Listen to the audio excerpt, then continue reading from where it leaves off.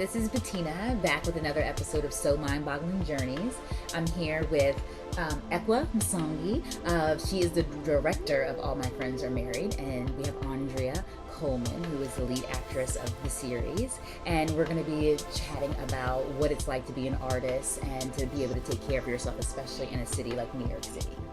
So one of the things that I talk to my artist friends about a lot is trying to balance, survival jobs and being able to pay the rent and buy groceries and keep the lights on with also pursuing whatever their craft is. And, here we have a situation where we have Ekwa, who is a freelancer who primarily focuses on her art and is able to figure out ways and different projects and gigs to be able to take care of her livelihood as well. And Andrea works full-time as a lawyer and is still able to audition for projects and still write. So can you talk about how you both maneuver both of those choices in terms of time and effort? Sure. Well, let's see. I mean, for me, when I started working as an actor, like my first professional job, like it was kind of explained to me, like kind of the way you do it is you have to pay bills and then you also perform. And so I kind of always had the awareness that I would have to get paid in some capacity. And so my experience has been like, I've got these, I guess, two parts to me. Like I'm a lawyer and I really enjoy that.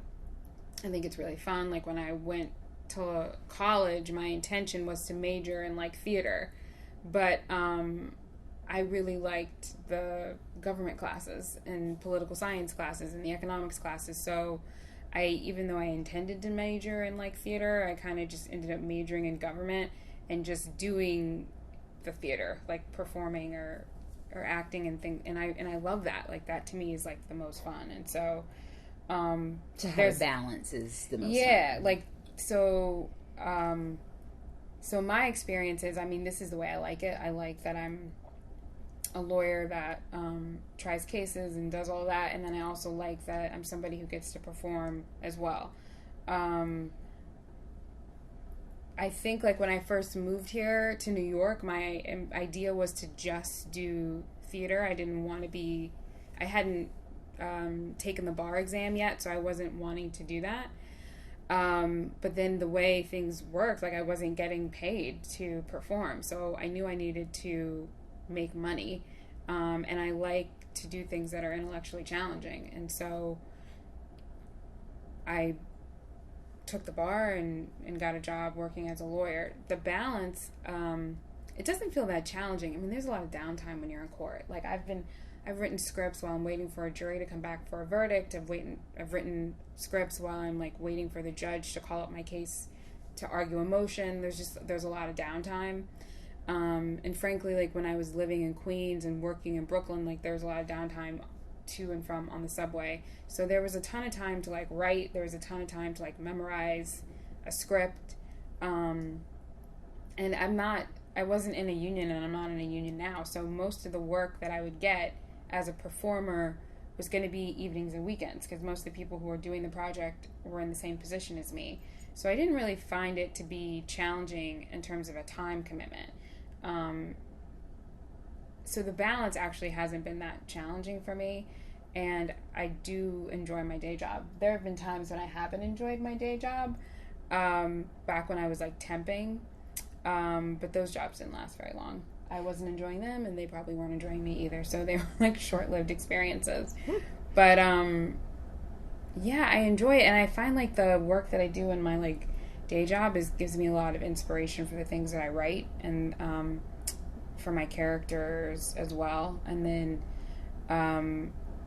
like motivation as an actor. I think I had like maybe a year where I was just an actor, and that's when I was like working at a Shakespeare theater in Florida and then another Shakespeare theater in DC, and then I was just like 100% just an actor, and that was a cool experience, but I haven't been able to duplicate that, and I don't even know if that's what I'm supposed to be doing. If that presents, will probably say yes to it. Absolutely, it sounds cool. But that's not the experience that I've had in quite some time. Interesting to hear that. I didn't know. How do I make money? That's a great question. Do not know. Yeah, I went to film school. So I went to school with the agenda to be a full-time filmmaker, because, to be honest, I didn't know any better. And maybe at that time that it was a possibility, like that's what people did. You go to school for accounting so you could become an accountant. You go to school for filmmaking so you can become a filmmaker. And I, unlike a lot of the people that I went to school with, did not have any background. I had not worked on sets. I didn't have a favorite movie. I didn't have a favorite anything. Like I was just wow. I'm here to make some films. I don't know how this happens. Show me what you do. And it was challenging. It was challenging not only because it was a really expensive school and filmmaking is challenging, but also from my background. I'm from East Africa. At that time, I did not know that African films existed, like African filmmakers existed, because on the continent we don't really. Well, now things are different, but at that time, growing up, we never had an opportunity to see each other's artwork, to see other African artwork. Our movie theaters only show, for the most part, American films and some Indian films. So it wasn't until my senior year that I even discovered that there were African filmmakers. So I was like, oh Lord, I'm gonna have to start it from scratch. I didn't know. And that certainly changed my perspective on things. But also the thing is, going to an art school, a film school, it's their job to make you feel like you're going to be successful when you leave. Mm-hmm. They can't be like, yo, you're going to be fucked. Like, they can't say that, And, it's not going to be the same challenge for everybody, but it is challenging. So the education I got was that everybody got was like, well, if you're talented, you will make fabulous films and your life will be wonderful. And if you're not doing that, then maybe you're just not that talented. That's kind of the message, the underlying message that a lot of us got.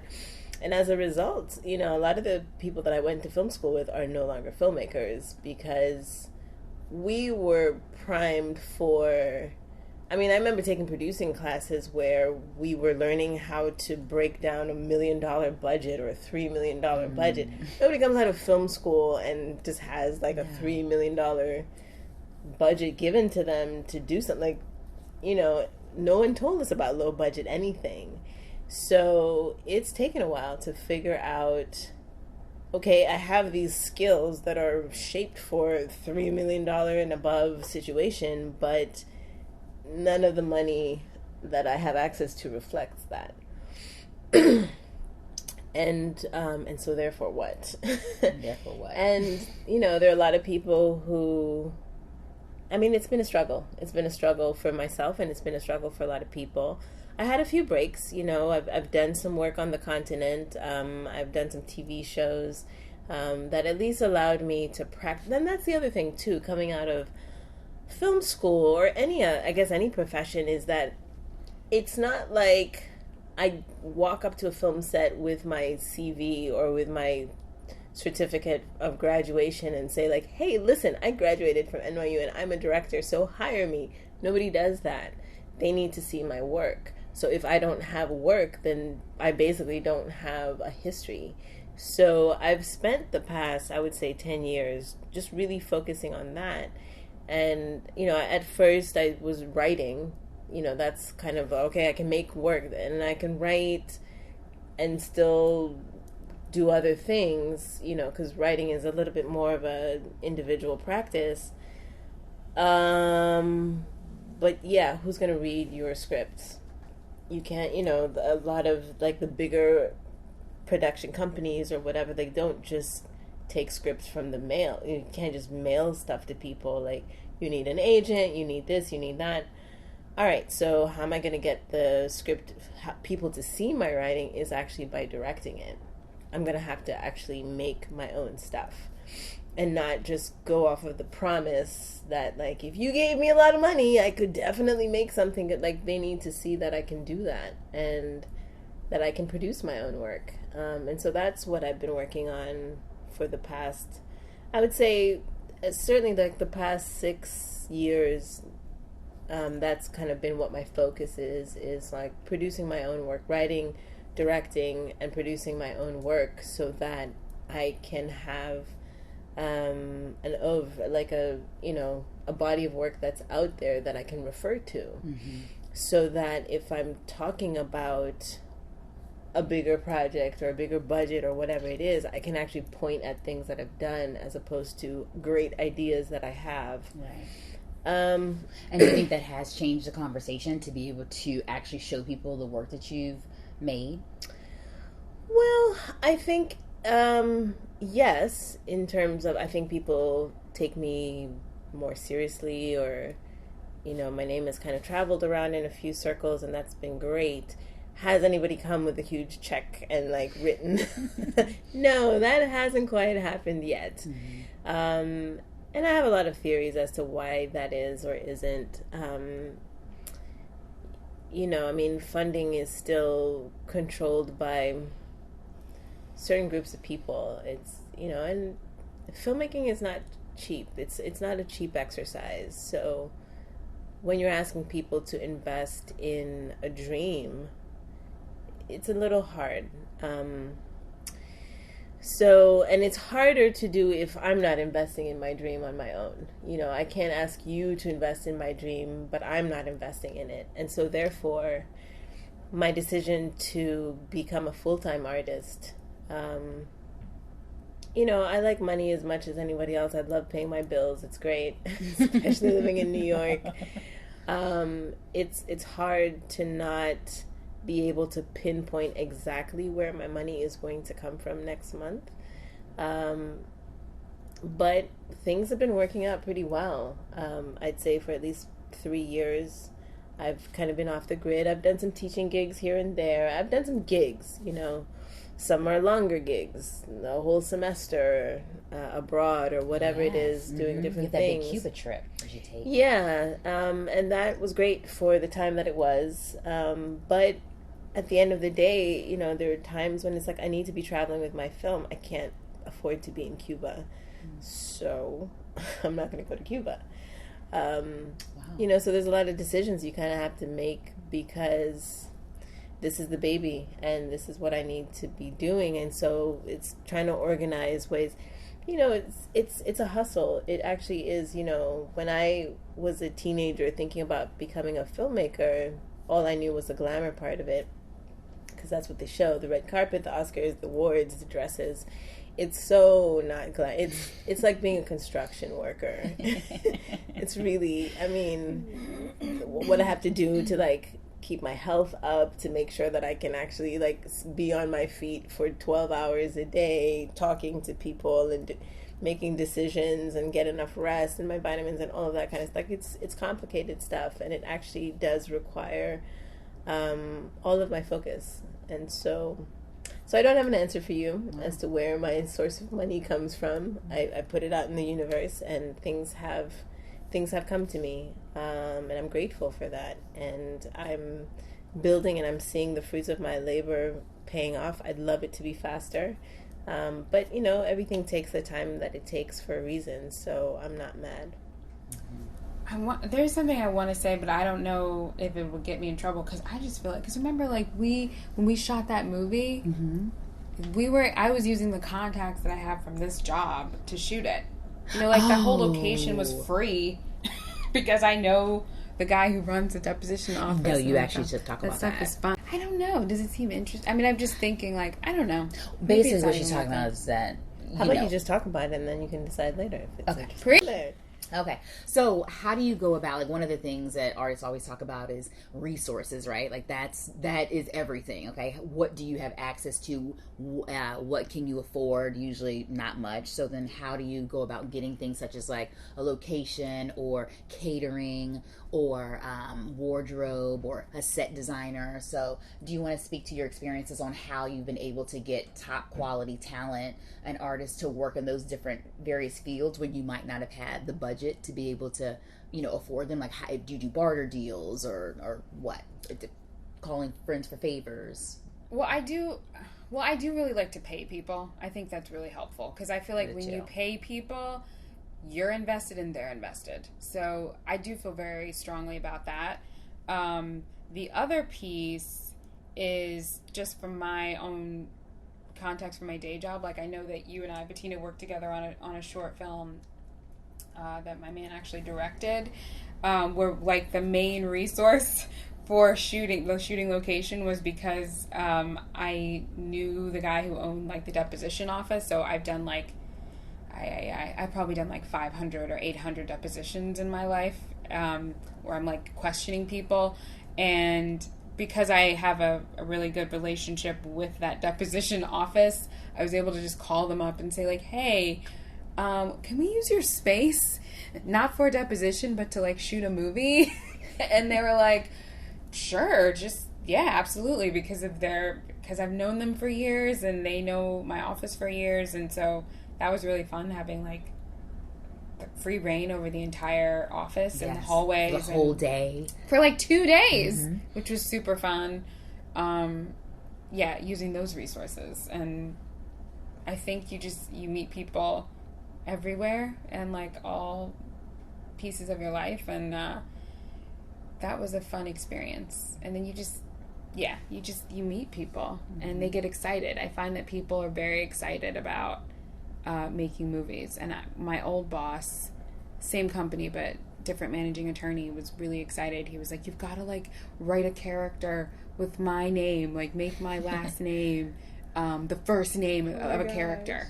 And just people get excited about making movies and they want to be a part of it because it's so magical and so it transports you. I know that's why I wanted to be in the movies, is because I just wanted to make them. And I feel really connected to something you said, Ekwa, about like applying to film school and not knowing how to make a movie. And I remember I almost applied to film school, and then I realized they wanted you to submit a movie in the application process. And I'm like, I don't know how to make a movie. That's why I'm applying to film school. Right. If I knew how to make a movie, I wouldn't need you. So I just remember thinking, like, what are you talking about? Yeah. I don't know. But yeah. Excuse me. Yeah, it's it's one of those catch-22 things. And I remember, I think it was my sophomore, third year or something in college when the Blair Witch Project came out, and it was this whole like, we made a movie for like $5, and it was like amazing. We won all these awards, and like the whole entire film school was on like, like repairing the reputation, going to every class and being like, listen, the reason that you pay us $1 million every year is because we're offering you access to blah, blah, blah, blah, blah, like having to sort of justify, because everyone was like, I'm sorry, wait, what? I thought we were the ones who were supposed to be celebrities because we're paying you a lot of money. And I've taught at NYU too, and, it's not true for everybody, but first of all, NYU, but hey, it's out there, is more than double. I mean, it's been over 10 years since I was an undergrad. And the cost of undergrad is more than double what it was when I was an undergrad now. And so a lot of the students that I've taught, like, there's like this stress, boy, because unlike, say, the business school, nobody's coming to offer you a job when you finish. You will be standing at the front door looking at tumbleweeds, and everyone else is going to be going to everybody, like the medical school students or the whoever, they're the ones who get recruited for jobs. Right. Nobody comes to the film school to recruit for jobs. So you have to be spending that time like building yourself so that you're ready to go get a job once you finish. And at least when I was coming up, I don't remember anybody telling me that. That was something we had to learn the hard way. And yeah, and like I said, the kinds of jobs that are available are PA job. They're not the types of things that, like, once I do this one job, then my bills will be paid and I'll have extra cash. Nah, it's like a number of things, and they are construction labor type jobs where you are carrying stuff. It's a lot of physical labor. There's nothing glamorous about it, and it's hard because I remember having lecturers who would come in and talk to us about, like, well, when I had my first job on Broadway and blah blah, and it's like, that's not my reality at all. I'm a Black woman writing films about Africa. Like, nah, that's not where it's gonna happen for me, and it took me a while to realize that. Not that long, but it took a while to realize that. And then I moved on. Regarding, like, how I've been able to sort of put things together for my film shoots, yeah, I mean, as Andrea said, it's completely the begging, the borrowing, the relation. It's the relationships that you have, It's not even the begging and borrowing, because if you didn't have a good relationship with the people at the deposition office, they'd have no problems telling you no, or at least making it hard, or making you pay for it, or something else. Regardless of how much people love movies and, and art and the kind of being part, it's like being part of something. And in film work, it's really like a movement. Like, to see like 5,000 people show up at your location. I shot the last film that I shot a few weeks ago. I begged my boyfriend's auntie to let us use her apartment. She has this beautiful old Brooklyn apartment that has a lot of space for a New York apartment, and it's just old and cracked, and the paint's chipping, and it just has so much character, because his family's lived there for like 40 years. And I needed that to be our location, because the location itself said something about it, but she just didn't understand why we needed, like, she didn't understand how that stuff worked. So, there was a lot of sort of hand holding and like, yes, auntie, this is how things go. And I just want to let you know, there's going to be more than 5 people here. And it was like, we were like 15 people, and that was a slim crew. And then with our equipment, and then we all need to use the bathroom, and we all need to eat, and she was just like, whoa.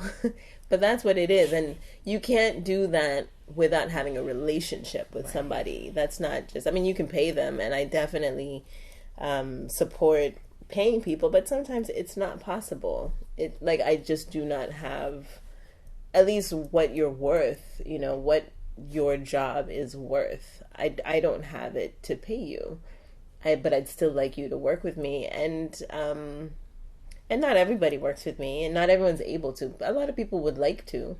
I think for a lot of people in our indie world here in New York, they understand what the struggle is, because everybody has a story that they want to tell, and we're all underfunded. If people are able to do it for free or for cheap or for barter or for deferment, or all the different, I'll do this for you and you'll do this for me, they will. And a lot of times it's also because people want to do something different than their boring advertising job or whatever. They want to do something great. They want something different on their reel. I've had a lot of fabulous, talented people work with me for that reason. And then for people who aren't in film, filmmaking is a very hopeful activity. It's like, this isn't our reality, but we're making a reality. We're literally making a circus in the middle of Flatbush Avenue or whatever. Like, how exciting is that? That we can literally just have a completely different world. We could be in the 1840s all of a sudden. We could, all be whatever. And like, we can do something that's completely out of our normal, completely out of our day to day. I think that's a very hopeful thing for people, and I think it's one of the reasons that people just kind of glam onto us, and also glam onto the activity of filmmaking, and also like the idea of being an artist. As much as there are many people who don't envy my financial position in life, they do, whether they say it or not, have some envy for the emotional and spiritual freedom that this work affords me. And that's something that I value deeply and I love about the work that I do, and I would like to share with other people. And I encourage people to support me in order to, so that they can also experience that. You know, we don't all have to work for horrible whatever, you know, or do things that there are ways that we can kind of expand our reality. And artwork is a huge way to do that. Wow. The end. Thank you. Okay. Thank you very much.